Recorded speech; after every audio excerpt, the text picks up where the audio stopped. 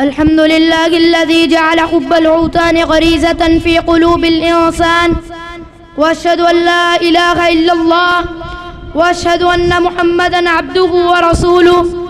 أما بعد، أيها الحاضرون الكرام، أحدثكم اليوم عن مواد جليل وهو حب الوطن، فإن حب الأوطان غريزة فطرية في قلوب البشر لا ينكرها إلا من فقد الإحساس والمشاعر.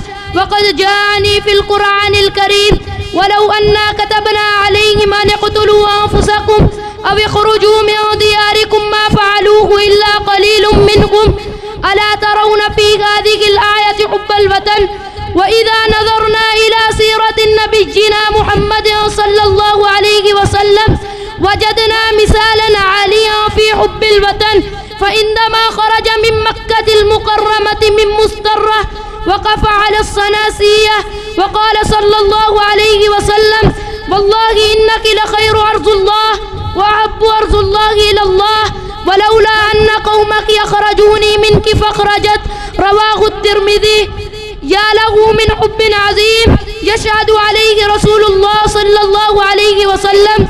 وكذلك الصحابة الكرام كانوا يغنون إلى ديارهم ويذكرونها بالخير، والشاعر يقول: بلادي وإن جارت علي عذيرته، وأهلي وإن ظنوا علي كرام.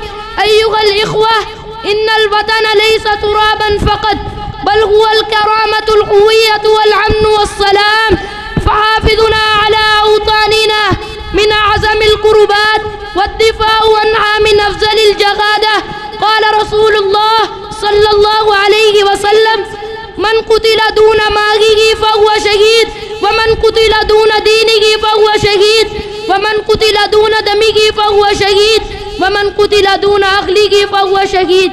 فالدفاع عن الوطن والدفاع عن الدين والأهل والمال. وفي الختام أدعوكم جميعا أن نكون حماة لأوطاننا بانين لها بالعلم والإخلاق، ونحذر من الفتنة والعشاعة التي تريد تفريق صفنا. اللهم احفظ أوطاننا وارزقنا الأمن والإيمان، واجعلها دار عز وسلام. وآخر دعوانا أن الحمد لله رب العالمين.